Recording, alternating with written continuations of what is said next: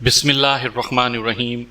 सामईन कराम, आप सुन रहे हैं इंस्पेक्टर नवाज़ ख़ान सीरीज़ के सिलसिले की एक उर्दू कहानी इज़्ज़त की भूखी, जिसके मुसन्निफ़ हैं ताहिर जावेद मुग़ल, और ये इस सिलसिले की किस्त नंबर 2 है। मुझे उम्मीद है आपको मेरी ये काविश पसंद आ रही होगी।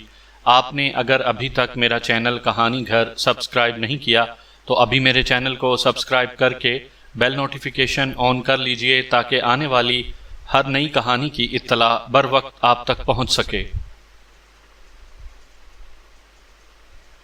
मुझे एक शक ये भी था कि हो सकता है मुग़वी अनील को थाने ही में कैद रखा गया हो।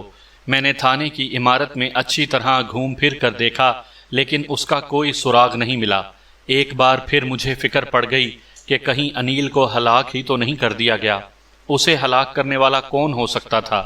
शेखर बेदी, लड़की का शोहर, या कोई और? गांव में आए हुए मुझे चौथा रोज था, लेकिन मैं अभी तक लड़की जोला या उसके शोहर को नहीं देख सका था। मगर 5वीं रोज मेरी ये मुश्किल खुद ब खुद आसान हो गई। मैं थाने के अहाते में उस बुढ़ी खूसट करीबुल मर्ग जीप के पास चारपाई डाले लेटा था कि बिलाल शाह तेज तेज चलता मेरी तरफ आया। उसका हुलिया देखने के काबिल था। उसने सिर्फ एक बनियान पहन रखी थी। एक फटी पुरानी धोती को लंगोट की तरह कसा हुआ था। हाथ कोहनियों तक साबुन की झाग में लुथड़े हुए थे। दरअसल वड्डे थानेदार ने उसकी गरीबी पर तरस खाते हुए उसे थाने की लॉन्ड्री में धोबी लगा दिया था। अब बेचारा सारा दिन सिपाहियों की वर्दियां और धोतियां कुर्ते धोता रहता था। इतनी सख्त मेहनत, ऊपर से एक चुटकी नस्वार की नहीं मिल रही थी। बुरा हाल था उसका। मेरे पास आकर उसने कहा, खान साहब, अभी मैं अंदर दफ्तर में कालू बेदी के कपड़े लेने गया था। वहाँ एक लड़का बैठा हुआ है। उसके लिबास और हुलिये से लगता है कि लोहार का काम करता है। मेरा ख्याल है कि वो ही जोला का शोहर है। बिलाल शाह वड्डे थानेदार को कालू बेदी कहता था। ये खबर मेरे लिए बेहद अहम थी। मैंने यूं ही जीप का एक पुर्जा निकाला और टहलता हुआ बेदी के कमरे की तरफ चला गया। चिक के दूसरी तरफ से बातें करने की आवाज़ें आ रही थीं। शेखर बेदी कह रहा था, पत्नी को पति का हुक्म मानना चाहिए। जो ऐसा नहीं करती वो पत्नी कहलाने की हकदार नहीं। सूट कर देना चाहिए उसको। दूसरे शख्स की आवाज़ आई, सरकार, कैसे समझाऊं मैं उसको? उसे तो मेरी इज्जत बेइज्जती का पास ही नहीं है। बेदी बोला, भगतू ऐसा कर, उसे मेरे पास भेज, मैं समझाऊंगा उसको। देखता हूं कैसे नहीं मानती। ये हम दोनों की इज्जत का सवाल है। दूसरा शख्स, जिसे बेदी ने भगतू कहा था, कुछ देर खामोश रहा, फिर मस्कीन आवाज में बोला, ठीक है सरकार, मैं आज शाम के बाद उसे लेकर आऊँगा। इतने में एक कांस्टेबल आता दिखाई दिया। मैं जल्दी से चिक उठाकर अंदर दाखिल हो गया। बेदी खुश्क लहजे में बोला, ओए नवाजे, तुझे तेरे बाप ने तमीज नहीं सिखाई? अफसर के कमरे में इस तरह मुंह उठाकर चले आवत हैं। आवाज़ क्यों नहीं दी पहले? मैंने दिल ही दिल में उस पर लानत भेजी। फिर शर्मिंदगी से कहा, माफ़ी चाहता हूँ माई बाप, दरअसल ये पुर्जा था, बिल्कुल सीधा सादा है। अगर कोई लोहार यहाँ गांव में ही ढाल दे तो शहर नहीं जाना पड़ेगा। बेदी ने कहा, अबे ये लोहार तेरे सामने ही तो बैठा है, जो चाहे इससे ढलवा ले। बड़ा खरांट कारीगर है। सिर्फ एक पत्नी है जो इसके सांचे में नहीं ढलती। अब मुझे यकीन हो चुका था कि यही जोला का शोहर है। मैंने पत्नी वाली बात नज़रअंदाज करते हुए पुर्जा भगतू को दिखाया और उससे बातें करने लगा। मेरा मकसद यही था कि भगतू के तौर अतवार का पता चले। जल्द ही मुझे अंदाज़ा हो गया कि वो एक जाहिल सा बुज़दिल शख्स है और उससे हरगिज़ तवक्को नहीं की जा सकती कि उसने अपने तौर पर अनील को कोई नुकसान पहुंचाया होगा। शाम तक मैं बड़ी शिद्दत से जोला और भगतू का इंतज़ार करता रहा। आखिर अंधेरा फैला और खुदा खुदा करके वो दोनों थाने के दरवाजे पर नजर आए। भगतू ने सिखों का मखसूस लिबास पहन रखा था, यानी धोती, कमीज और पगड़ी। जोला ने भी लाचा और लंबी सी डोरिये वाली कमीज पहन रखी थी। एक टासे की चादर से उसने मुंह सर लपेटा हुआ था। उसे देखकर एक संतरी ने ठंडी आ भरी और मुंह में गुनगुनाने लगा, वेख सोहनी दी चाल, मैं तन मन साड़ लिया, टाली नू जफा मारिया ते कुर्ता फाड़ लिया। मैंने कहा, संतरी बादशाह, बड़े दिल को लगी है तुम्हारे। वो बोला, भरा जी, ए शै ही ऐसी है, जदों भी लंघ जावे स्यापा पांदी है। भाई साहब, ये चीज़ ही ऐसी है, जहाँ से गुजर जाए मुसीबत डाल देती है। मैंने कहा, संतरी बादशाह, یہ مصیبت تھانے کیا کرنے آئی ہے؟ سنتری بولا، افسروں کی باتیں افسر ہی جانے، خیال ہے کہ بھگتو اسے ڈرانے دھمکانے کے لیے وڈے تھانے دار کے پاس لایا ہے، اس کے اپنے قابو میں تو رہی نہیں، ہو سکتا ہے وڈے تھانے دار کے ڈر سے اپنی حرکتیں چھوڑ دے۔ کیسی حرکتیں؟ میں نے پوچھا۔ سنتری نے لوفروں کی طرح ایک آنکھ دبائی اور بولا، بھولے بادشاہ، وہی حرکتاں بے برکتاں۔ وڈے تھانے دار کے کمرے میں ہونے والی گفتگو کوئی پون گھنٹہ جاری رہی۔ آدھے گھنٹے تک بھگتو بھی کمرے میں موجود رہا، پھر وہ باہر آ گیا اور 10-15 منٹ تھانے دار اور جولاں کے درمیان تنہائی میں گفتگو ہوئی۔ آخر جولاں بھی باہر نکل آئی اور اپنے شوہر کے ساتھ سر جھکا کر چلتی تھانے کے احاطے سے باہر نکل آئی۔ یہ سارا معاملہ کچھ الجھا ہوا تھا، سمجھ نہیں آ رہی تھی کہ یہ کیا چکر چل رہا ہے۔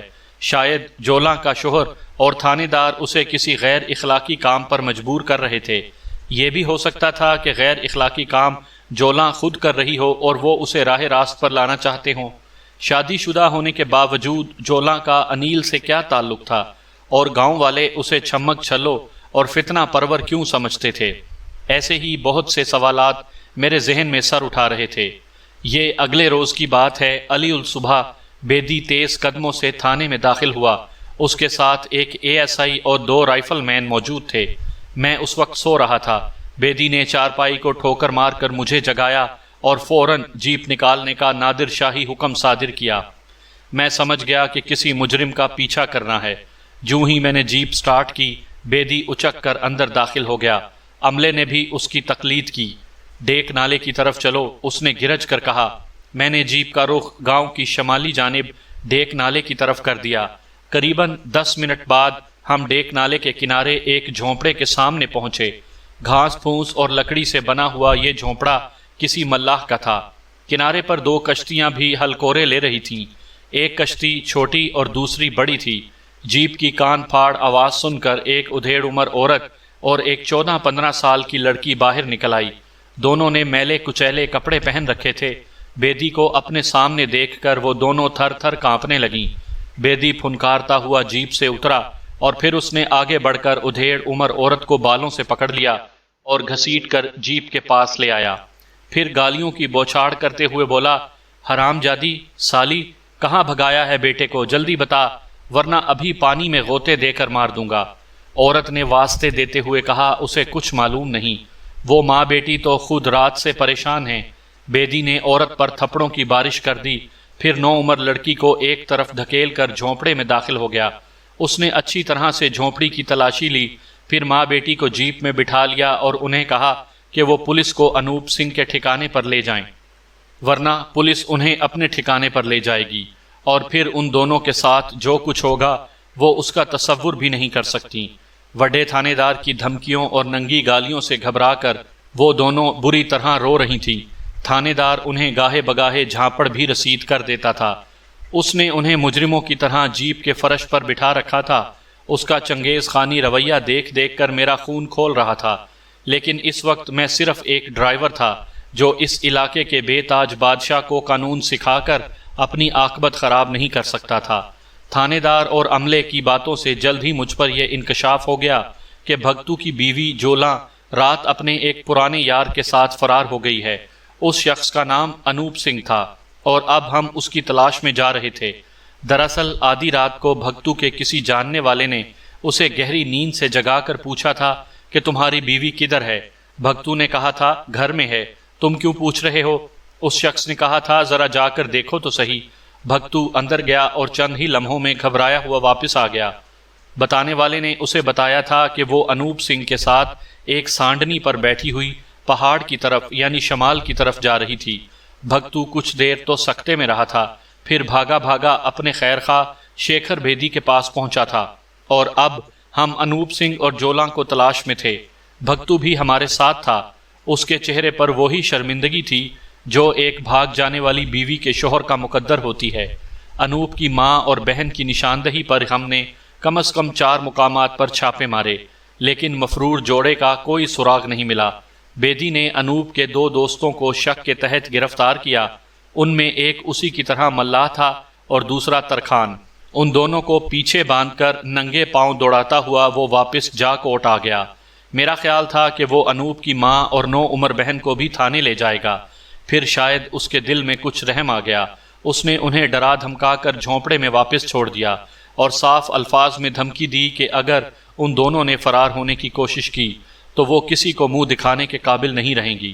جس وقت ہم جھونپڑے سے رخصت ہو رہے تھے، اچانک میری نگاہ ایک شخص پر پڑی اور میں بری طرح ٹھٹک گیا۔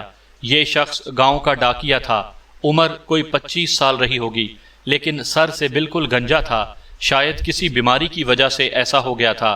میں نے اس کا گنجا سر گندم کے ایک کھیت میں سے نکلتے دیکھا۔ ایک لمحے کے لیے اس نے جھونپڑے کی طرف دیکھا، پھر اس کی نظر پولیس پر پڑی اور وہ پلک جھپکتے میں نظروں سے اوجھل ہو گیا۔ یہ منظر شاید میرے سوا اور کوئی بھی نہ دیکھ سکا تھا۔ میرے دل میں ایک شبہ سا سر اٹھانے لگا۔ اگر میں وڈے تھانے دار صاحب کو اس شبے سے آگاہ کر دیتا تو یقیناً وہ ڈاکیے کو اسی وقت گرفتار کر لیتا، مگر میں اس معاملے کو اپنے طور پر دیکھنا چاہتا تھا۔ شام کا وقت تھا، دھوپ گندم کے ادھ پکے کھیتوں کو الوداعی بوسہ دے رہی تھی۔ دور کہیں کسی رہٹ کے چلنے کی صدا پرندوں کی چہچہاہٹ میں ڈوب ابھر رہی تھی۔ بڑا سہانا منظر تھا۔ میں اور بلال شاہ ایک کھیت کے منڈیر پر بیٹھے کسی کا انتظار کر رہے تھے۔ ایسے موسم میں انتظار کی بات سے شاید آپ سمجھیں گے کہ ہم پتلی کمر اور لال گالوں والی کسی الڑ مٹیار کا انتظار کر رہے تھے، لیکن نہیں، یہ انتظار ایک ڈاکیے کا تھا، اور ڈاکیا بھی گنجا پاپی، جسے دیکھ کر موسم کی ساری امنگ ترنگ رفو چکر ہو جائے۔ ہم دونوں کے منہ میں کیکر کی مسواکیں تھیں اور آنکھیں پگڈنڈی پر لگی ہوئی تھیں۔ میں معلوم کر چکا تھا کہ گاؤں سے واپسی پر ڈاکیا ہر روز اس پگڈنڈی سے گزرتا ہے۔ آخرکار صاحب بہادر جھومتے جھامتے اچھلتے پھلانگتے اپنی طرف آتے دکھائی دیے۔ بغل میں ڈاک کا بستہ اور کان پر پینسل تھی۔ ٹنڈ کا تانبا سنہری دھوپ میں آتشی گولے کی طرح چمک رہا تھا۔ ہمیں دیکھ کر اس نے سلام کیا۔ اسے معلوم تھا ہم تھانے کے نئے ملازم ہیں، لیکن یہ ہرگز معلوم نہیں تھا کہ یہ نئے ملازم اس کے ساتھ کیا کرنے جا رہے ہیں۔ جو ہی وہ ہمارے پاس آیا، بلال شاہ نے اٹھ کر ایک زوردار ٹھاپ اس کے تانبے پر لگائی، پھر لنگڑائی دے کر اسے کھیت میں گرا دیا۔ میں بھی لپک کر اس کے سر پر پہنچ گیا۔ ایکا-ایکی ڈاکیے کے چہرے پر بے پناہ خوف نظر آنے لگا۔ میں نے ایک ہاتھ سے اس کی گردن کو دبوچا اور غرا کر کہا، کل تم ڈیک نالے کے کنارے پر چودھریوں کے کھیت میں کیا کر رہے تھے؟ میرے سوال نے اسے بری طرح بوکھلا دیا۔ ہکلا کر بولا، چودھریوں کے کھیت میں میں نہیں گیا تھا۔ اس کا جواب اس کے حق میں اور بھی برا ثابت ہوا۔ اگر وہ کہہ دیتا کہ میں وہاں پیشاب وغیرہ کرنے کے لیے بیٹھا ہوا تھا تو مجھے الجھن ہو سکتی تھی، مگر وہ تو صاف مکر گیا تھا۔ اس کے انکار نے میرے شک کو مضبوط تر کر دیا۔ میں نے اس کا منہ ڈھانپ لیا اور بلال شاہ نے میرے اشارے پر بے دریغ اس پر ٹھوکروں اور مکوں کی بارش کر دی۔ شاید وہ دھوبی گھاٹ کا سارا غصہ اس پر اتار دیتا، لیکن میں نے اسے منع کر دیا۔ ڈاکیا اب بری طرح کرا رہا تھا۔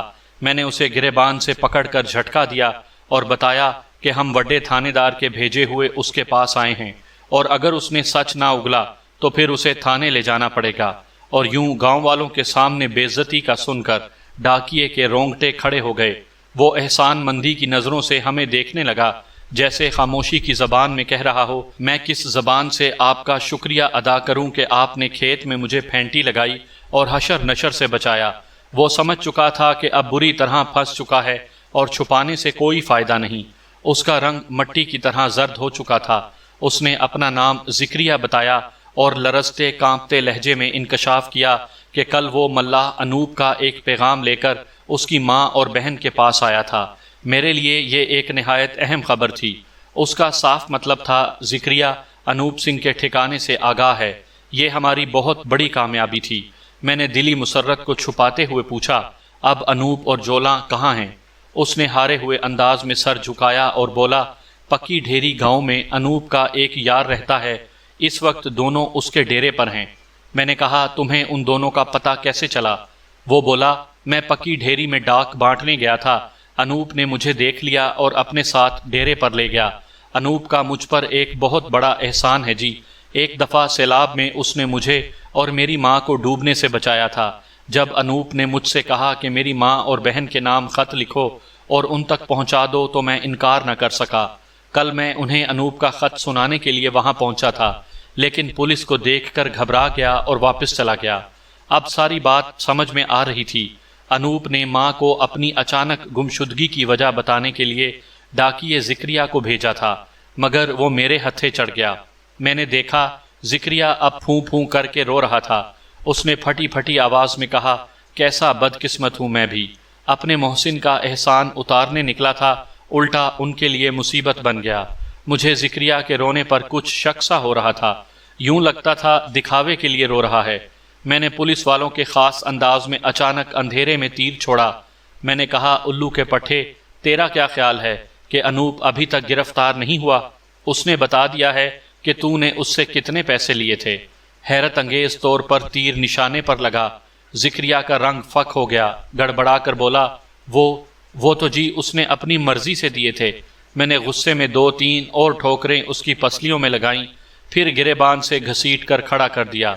کچھ ہی دیر بعد ہم تینوں 2 گھوڑوں پر سوار تیزی سے پکی ڈھیری کی طرف جا رہے تھے۔ گنجا ذکریہ میرے پیچھے بیٹھا ہوا تھا۔ میں راستے میں اس سے مختلف سوالات بھی کرتا جا رہا تھا۔ میں نے پوچھا، وہ خط کہاں ہے جو انوپ نے اپنی ماں کے لیے لکھوایا تھا؟ اس نے جھٹ تھیلے میں سے ایک طے شدہ کاغذ نکال کر میری طرف بڑھا دیا۔ صرف چند سطریں لکھی تھیں، ماں میری طرف سے فکر کرنے کی ضرورت نہیں، میں ایک ضروری کام سے شہر جا رہا ہوں، 1-2 روز میں آ جاؤں گا، ہو سکتا ہے تھوڑے زیادہ دن لگ جائیں، گھبرانے کی بات نہیں، چھوٹی کشتی کی مرمت کروا لینا، وغیرہ وغیرہ۔ خط میں کوئی کام کی بات نہیں تھی۔ میں نے ذکریہ سے پوچھا، انوپ نے جس کے پاس پناہ لی ہے وہ کون ہے؟ اس نے بتایا کہ اس کا نام شیرا ہے، آج کل جیل کاٹ رہا ہے، اس کا ڈیرا خالی تھا، انوپ نے اس کے گھر والوں سے ڈیرے کی چابی لے رکھی ہے۔ میں نے کہا، انوپ اور جولاں کے تعلقات کے بارے میں تو کیا جانتا ہے؟ ذکریہ وہی کچھ بتا سکا جو اس سے پہلے بھی مجھے معلوم تھا، یعنی انوپ اور جولاں کا پرانا دوستانہ تھا، وغیرہ وغیرہ۔ اس نے قسمیں کھا کر کہا، اس کے علاوہ اسے کچھ معلوم نہیں۔ ذکریہ کی باتوں سے مجھے اندازہ ہو رہا تھا کہ انوپ ایک فن خان قسم کا شخص ہے، اس کی دوستی بھی جرائم پیشہ لوگوں سے تھی، ہو سکتا تھا انیل کی گمشدگی میں اس کا ہاتھ ہو، وہ دونوں ایک دوسرے کے رقیب تھے، ممکن تھا کہ انوپ اسے راستے سے ہٹانا چاہتا ہو، اس نے خود یا اپنے کسی ساتھی کے ذریعے انیل کو اٹھوا لیا ہو اور ہو سکتا ہے قتل کر دیا ہو۔ اگر واقعی ایسا ہوا تھا تو پھر لڑکی کا شوہر بھگتو اور تھانے دار بیدی بے قصور ہے۔ مشکل یہ تھی کہ گاؤں میں کوئی شخص مجھے یہ پوری کہانی سنانے پر آمادہ نہیں تھا، سب اتنا ہی بتاتے تھے کہ جولاں اچھے کردار کی لڑکی نہیں، کئی مردوں سے اس کے تعلقات رہے ہیں، اس نے ڈاکٹر پر بھی ڈورے ڈالے اور پھر اپنے پرانے آشنا کے ساتھ بھاگ گئی۔ مجھے کوئی ایسا شخص نہیں ملا تھا جس نے تصویر کا دوسرا رخ بھی دکھایا ہو۔ رات کوئی 10 بجے ہم پکی ڈھیری کے نواح میں واقع ایک ڈیرے پر پہنچے۔ چاندنی رات تھی، درختوں کے درمیان چند کچے پکے کمرے پر اسرار نظر آ رہے تھے، قریب ہی 2 گھوڑے بندھے تھے، ایک شخص موٹا کھیس لپیٹے گھوڑوں کے پاس سو رہا تھا، مجھے شک گزرا کہ اس کے تکیے کے نیچے پستول وغیرہ ہے۔ میں نے ایک جھٹکے سے اس کا تکیہ اٹھا کر 32 بور کا ریوالور نکال لیا۔ یہ شخص ڈیرے کا اکلوتا رکھوالا تھا، اپنا ریوالور اپنی ہی طرف اٹھا پا کر وہ بری طرح گھبرایا۔ میں نے بلال شاہ کو اشارہ کیا، اس نے 2 منٹ میں رکھوالے کو اس کی رنگین پگڑی سے باندھ کر بھنگ کے پودوں میں ڈال دیا۔ تب ہم نے ڈیرے کے دروازے پر دستک دی، کسی نے کمرے میں لالٹین کی لو تیز کی، پھر بھاری آواز میں پوچھا، کون ہے؟ میرے اشارے پر ڈاکیے نے جواب دیا۔ اندر والے نے جھٹ دروازہ کھول دیا۔ میرے سامنے مضبوط ہاتھ پیر کا ایک لمبا تڑنگا شخص کھڑا تھا، وہ دھوتی بنیان میں تھا، کیس بندھے ہوئے تھے۔ ہم دونوں کو دیکھ کر وہ بری طرح گھبرایا۔ میں اسے ریوالور سے دھکیلتا ہوا اندر لے گیا۔ ایک سریلی چیخ سنائی دی۔ میں نے دیکھا گداز جسم والی ایک دراز قد لڑکی لالٹین کے پاس سہمی کھڑی تھی، اس کی لمبی گردن اور ایک رخسار روشنی کی زد میں تھا۔ یہ دونوں روشن حصے اسے خوبصورت ثابت کرنے کے لیے کافی تھے۔ مجھے یہ سمجھنے میں دیر نہ لگی کہ یہی جولاں ہے، مگر میں اس کی گود میں 7-8 ماہ کا بچہ دیکھ کر حیران رہ گیا۔ مجھے پہلی دفعہ پتہ چلا کہ جولاں ایک بچے کی ماں بھی ہے۔ میں نے روبدار آواز میں اپنا تعارف کرایا، یہ جان کر کہ میں پولیس انسپیکٹر ہوں۔ جولاں اور انوپ خوف زدہ ہو گئے۔ ذکریہ بھی اس انکشاف پر حیران رہ گیا۔ میں نے بلال شاہ کو ہدایت کی کہ وہ جولاں کی گود سے بچہ لے لے اور اسے دوسرے کمرے میں جا کر لٹا دے۔ میں نہیں چاہتا تھا کہ ان دونوں کو کسی بھی چالاکی کا موقع دوں۔ ریوالور کی نالی بدستور ان دونوں کی طرف اٹھی ہوئی تھی۔ بلال شاہ سوئے ہوئے بچے کو دوسرے کمرے میں لے گیا تو میں نے مفرور جوڑے سے پوچھ گچھ شروع کی۔ وہ جانتے تھے کہ بری طرح پھنس چکے ہیں، لہٰذا انہوں نے ادھر ادھر کی ہانکنے کی کوشش نہیں کی اور میری تھوڑی سی کوشش کے بعد اصل موضوع پر آ گئے۔ انوپ اور جولاں سے میری یہ گفتگو تقریباً 3 گھنٹے جاری رہی۔ اس دوران جولاں نے صرف ایک دفعہ دوسرے کمرے میں جا کر اپنے بچے کو دودھ پلایا۔ اس ساری گفتگو کے دوران مختلف سوال جواب ہوئے، کہیں کہیں مجھے ان دونوں کو دھمکانا بھی پڑا، کہیں پیار محبت سے کام لیا۔ اس ساری گفتگو کا خلاصہ کچھ اس طرح ہے۔ جولاں جاکوٹ کے قریبی گاؤں پتن کی رہنے والی تھی۔ ان دنوں دیہات کے درمیان وہ ڈیک نالا بہتا تھا جہاں انوپ سنگھ کی جھونپڑی بھی تھی۔ انوپ جاکوٹ کا رہائشی تھا۔ جولاں کے والدین اپنے رشتہ داروں سے ملنے کے لیے اکثر جاکوٹ آتے جاتے رہتے تھے۔ جولاں بھی ان کے ساتھ ہوتی تھی۔ دوسرے لوگوں کی طرح انہیں بھی بعض دفعہ نالا پار کرنے کے لیے انوپ کی کشتی میں بیٹھنا پڑتا تھا۔ 9 عمری ہی میں سے جولاں انوپ کی محبت میں گرفتار ہو گئی اور وقت کے ساتھ یہ محبت چپکے پروان چڑھتی رہی، لیکن قدرت کو ان کا ملاپ منظور نہیں تھا۔ جولاں کا باپ اس کی شادی اپنی ہی ذات برادری میں کرنا چاہتا تھا، لہٰذا اس نے جولاں کو بھگت سنگھ عرف بھگتو لوہار کے پلے باندھ دیا۔ ایک شریف بھلی مانس لڑکی کی طرح جولاں نے والدین کا یہ فیصلہ قبول کیا اور شادی کے بعد دل و جان سے شوہر کی خدمت کرنے لگی۔ گزرے زمانے کی ہر یاد اس نے اپنے دل سے کھرچ دی اور اپنے سسرال کے گھر ایک نئی زندگی کا آغاز کیا۔ قریباً 1 سال کا عرصہ تو خیریت سے گزرا، پھر جولاں کی پرسکون زندگی میں طوفان سر اٹھانے لگے۔ بھگتو لوہار ایک کاہل آدمی تھا۔ آمدن اتنی کم تھی کہ بمشکل گزر بسر ہوتی تھی۔ سونے پہ سہاگا یہ ہوا کہ اسے نشے کی عادت پڑ گئی۔ ٹھرا پی کر چارپائی پر پڑے رہنا اس کا معمول بن گیا۔ گھر میں فاقے پڑنے لگے۔ جولاں سے اپنی نندوں اور کم سن دیوروں کی بھوک نہیں دیکھی جاتی تھی۔ وہ چودھری کی حویلی میں جا کر کام کرنے لگی۔ چودھری بسوا جیت راؤ کی طرح اس کی پتنی بھی بڑی خدا ترس تھی۔ گھر کا بچا کچا سالن، روٹی، کپڑا لتا اور دوسری اشیاء جولاں کو دے دیتی تھی۔ جولاں ان چیزوں کو اپنی محنت کا صلہ جان کر لے لیتی تھی۔ تنخواہ وغیرہ کا تو گاؤں میں کوئی تصور ہی نہیں تھا۔ جولاں کی بدقسمتی یہ تھی کہ وہ قبول صورت اور پرکشش تھی۔ اپنی انہی خوبیوں کے ساتھ اسے مختلف کاموں سے بار بار چودھری صاحب کے کمرے میں بھی جانا پڑتا تھا۔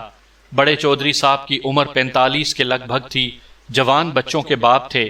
گاؤں میں ان کی نیک نامی تھی، لیکن وہ جولاں کو آتے جاتے ایسی نظروں سے دیکھتے کہ اسے جھرجھری سی آ جاتی۔ کبھی کبھی وہ جولاں سے کہتے کہ گھی گرم کر کے لاؤ اور میرے سر میں ڈالو۔ پھر انہوں نے اس سے کمر کی مالش کروانا بھی شروع کر دی۔ ایک روز جب چودرانی چھت پر تھی اور جولاں چودھری صاحب کی مالش کر رہی تھی، چودھری نے ایک ایسی حرکت کی کہ وہ شرم سے پانی پانی ہو گئی۔ بہرحال اس نے دل کو تسلی دی کہ شاید چودھری صاحب سے بے خیالی میں ایسا ہو گیا ہے، مگر اگلے 2-3 ہفتوں میں اس کا یہ خیال غلط ثابت ہو گیا۔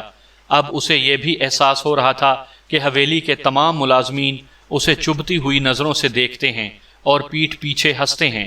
ایک دن جولاں نے یہ سارا معاملہ اپنی ایک گہری سہیلی روپا سے کہہ دیا۔ روپا اس کی باتیں سن کر پہلے تو خوب ہنسی، پھر بولی، جولاں تو بھی بڑی بھولی ہے۔ چودھری صاحب تجھ سے پریم کرنا چاہتے ہیں اور تو ان سے بھاگ رہی ہے۔ روپا کی بات سن کر جولاں کے کان سائیں سائیں کرنے لگے۔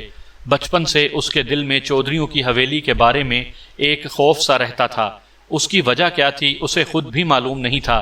شاید یہ انجانا سا خوف اور تجسس گاؤں کی ہر عورت کے دل میں موجود رہتا تھا۔ پھر جب اس کی شادی ہو گئی اور وہ فاقوں سے مجبور ہو کر حویلی میں کام کرنے لگی تو آہستہ آہستہ یہ خوف خود ہی دور ہو گیا تھا، مگر اب بالکل اچانک یہ خوف پھر پوری شدت کے ساتھ اس کے ذہن میں جاگ گیا تھا۔ روپا نے اسے یہ بتا کر حیران کر دیا کہ اس قسم کے واقعات کچھ سال پہلے اس کے ساتھ بھی پیش آ چکے ہیں، بلکہ حویلی میں کام کرنے والی کئی عورتوں کو اس طرح کے واقعات پیش آتے ہیں اور گاؤں کی ہندو آبادی میں یہ باتیں زیادہ بری بھی سمجھی نہیں جاتی۔ روپا نے بتایا کہ چودھری صاحب اونچی ذات کے براہمن ہیں اور ان کی سیوا کرنا ہم شودروں کا کرتویہ ہے۔ وہ جولاں کو بازو سے پکڑ کر حویلی کے ایک کمرے میں لے گئی۔ یہاں دیوار پر شیشے کا ایک کافی بڑا سنہری فریم لگا ہوا تھا۔ فریم کے اندر کوئی تصویر نہیں تھی بلکہ ایک تحریر تھی۔ روپا نے جولاں سے کہا، یہ پڑھ سکتی ہو؟ جولا نے نفی میں سر ہلایا۔ روپا نے کہا میں بھی نہیں پڑھ سکتی، صرف پنڈت جی پڑھ سکتے ہیں، مجھے بھی انہوں نے پڑھ کر سنایا تھا۔ یہ ان دنوں کی بات ہے جب تمہاری طرح میں چودھری صاحب کی کمر کی مالش کیا کرتی تھی اور بہت پریشان تھی۔ پنڈت جی نے مجھے بہت کچھ سنایا تھا، لیکن مجھے یہ چند باتیں یاد ہیں۔ سوامی منوجی کہہ گئے ہیں، دنیا میں جو کچھ ہے وہ برہمن جاتی کے لیے ہے۔ جو برہمن پر ہاتھ اٹھائے یا اس کا ہاتھ روکے 100 برس تک نرک میں رہے گا۔ اگر برہمن کو تنکے سے بھی مارے تو 21 جنم تک کتے اور گدھے کی جون میں پیدا ہوگا۔ برہمن کے جسم پر ہتھیار سے زخم لگایا جائے تو مٹی کے جتنے ذروں پر خون لگے گا، اگلے جہان میں زخم لگانے والے کو اتنے برس گیدڑ اور کتے سے بھوجن کرنا پڑے گا۔ روپا کی باتیں سن کر جولا کا خون کھول رہا تھا۔ اس نے کہا کہ تم یہ کیوں بھول رہی ہو کہ میں سکھ ہوں اور مجھے تمہارے دھرم کے وچاروں سے کوئی سروکار نہیں۔ میں ہرگز یہ کالک اپنے منہ پر نہیں لگاؤں گی۔ روپا نے ہمدردی سے کہا، جولا تو ابھی کم عمر ہے، تجھے پتہ نہیں کہ چودھریوں کے جال سے نکلنا کتنا مشکل ہوتا ہے۔ تیری اور تیرے پریوار کی بہتری خاموش رہنے میں ہی ہے۔ جولا پاؤں پٹکتی حویلی سے اپنے گھر آ گئی۔ رات کو اس نے اپنے خاوند سے کہا کہ وہ اب حویلی نہیں جائے گی۔ اس نے پوچھا تو جولا نے روتے سسکتے ہوئے سب کچھ بتا دیا۔ بھگتو نکھٹو ضرور تھا، لیکن ابھی غیرت اس کے اندر زندہ تھی۔ اسے چودھری بسوا جیت کے کردار کے بارے تھوڑی بہت بھنک تھی، لیکن یہ اس کے گمان میں بھی نہیں تھا کہ وہ ایک سکھ عورت کو اپنے رنگ میں رنگنے کی کوشش کرے گا۔ اس نے اسی روز اسی گھڑی ٹھرا پینا چھوڑ دیا اور لگن کے ساتھ کام کرنے لگا۔ جولا نے حویلی میں جانا ترک کر دیا۔ 10-15 روز خیریت سے گزر گئے۔ پھر ایک روز چودھری کے کارندوں نے ایک پرانے جھگڑے کو بنیاد بنا کر بھگتو کی دکان پر قبضہ کر لیا اور اس کا سامان اٹھا کر باہر پھینک دیا۔ بھگتو کی دکان پر قبضہ کرنے والا چودھری کا ایک خاص آدمی تھا۔ بھگتو اس کی شکایت لے کر تھانے دار بیدی کے پاس پہنچا، لیکن یہاں داد رسی کے بجائے چمڑے کا چھتر اس کے حصے میں آیا۔ تھانے دار نے پہلے تو اسے خوب مارا پیٹا، پھر پیار محبت سے سمجھایا کہ وہ چودھری سے ٹکر لینے کی کوشش نہ کرے۔ اس نے اسے انعام اکرام کا لالچ بھی دیا۔ بھگتو فطری طور پر ایک بزدل آدمی تھا۔ بیوی کی فریاد سن کر وقتی طور پر اس کی غیرت جاگی تو تھی، لیکن جتنی جلدی جاگی اتنی جلدی سو بھی گئی۔ تھانے دار کی ایک ہی پھینٹی نے اسے ٹھنڈا ٹھار کر دیا۔ اوپر سے ولایتی شراب کی 2-3 بوتلیں ملیں تو وہ نشے میں مدہوش ہو کر گھر آ گیا۔ 3-4 روز گھر میں پڑا شراب پیتا اور کاجو کھاتا رہا۔ آخر چوتھے روز اس نے جولا کو بلایا اور بولا، اری تو گئی نہیں حویلی میں؟ جا ہوا ان کا کام رکا پڑا ہوگا۔ چودھرائن اتنی محبت کرتی ہے تجھ سے، اس کا ہی خیال کر لے۔ جولا نے حیران نظروں سے اپنے مدہوش پتی کی طرف دیکھا اور اس کا مطلب سمجھنے کی کوشش کرنے لگی۔ وہ اپنے ہاتھوں سے اسے ایک غلط آدمی کی طرف بھیج رہا تھا۔ اس نے اپنے بچے کو سینے سے بھینچ لیا اور سر اٹھا کر بولی، نہیں بھگتو، میں نہیں جاؤں گی حویلی میں۔ اگر تجھے اتنا ہی خیال ہے تو تو اپنی کسی بہن کو بھیج دے۔ اس بات نے بھگتو کو آگ بگولا کر دیا۔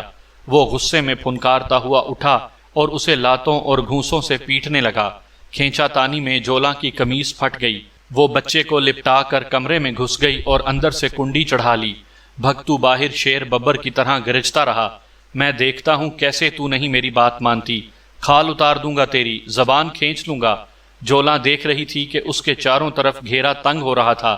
ایک روز چپکے سے میکے روانہ ہو گئی۔ اس کے میکے میں سکھوں کے 10-12 گھر موجود تھے۔ اس کا ارادہ تھا کہ وہ اپنے بھائی بندوں کو اپنی بپتا سنائے گی، ہو سکتا ہے وہ اس کے بچاؤ کا کوئی راستہ نکال لیں۔ اس نے میکے میں جا کر اپنی ماں سے بات کی۔ بوڑھی ماں اس کی کہانی سن کر رونے لگی۔ بولی، میری دھی، اس گاؤں میں کس میں اتنی طاقت ہے کہ چودھری یا تھانے دار سے ٹکر لے سکے؟ سکھ ہوں یا ہندو، سارے کھوٹے سکے ہیں۔ اناج کے ایک دانے کے لیے چودھریوں کے سامنے ہاتھ پھیلاتے ہیں۔ خود تیرے باپو کا کھیت بھی چھوٹے چودھری کا ہے۔ آج وہ ہمیں وہاں سے نکال دے تو تیری دونوں بہنیں بغیر داج کے گھر میں پڑی رہ جائیں۔ اب تو ان کی شادیاں بھی سر پر آ گئی ہیں۔ دونوں کے سسرال سے اس کٹائی پر بیاہ کا وعدہ کیا ہوا ہے۔ جولا چلا کر بولی، بیبے تو پھر میں کیا کروں؟ اگر تو میری جگہ ہوتی تو کیا کرتی؟ بتا کیا کرتی؟ اس کی ماں نے اسے اپنی چھاتی سے چمٹا لیا اور گھبرا کر بولی، آہستہ بول جولا، دیواروں کے بھی کان ہوتے ہیں، کیوں ہم سب کو نشر کرے گی؟ وہ اس کے نرم بالوں میں انگلیاں پھیرتی رہی اور خود بھی آنسو بہاتی رہی۔ پھر گلوگیر آواز میں بولی، دھیے، جب سب در بند ہو جاتے ہیں تو ایک در پھر بھی کھلا رہتا ہے۔ میں تیری فریاد لے کر سچے سائیں تک جاؤں گی۔ 8 پہر کا راستہ ہے، پر میں کسی نہ کسی طرح کاٹ ہی لوں گی۔ مسلمان ہے لیکن بڑا پہنچا ہوا ہے۔ ہندو، سکھ، عیسائی سب کو اس کے در سے خیر ملتی ہے۔ تو جا، اب اپنے گھر جا، بالکل بے فکر ہو کر جا، اوپر والا چنگیاں ہی کرے گا۔ جولا نے چونک کر اپنی ماں کو دیکھا۔ ایک لمحے کے لیے اسے محسوس ہوا جیسے وہ بھی اس سے جان چھڑا رہی ہے، اسے تسلی تشفی دے کر اس کے حال پر چھوڑ رہی ہے۔ ڈر رہی ہے کہ کہیں اس کی وجہ سے اس کی باقی اولاد کی زندگیاں بھی برباد نہ ہو جائیں۔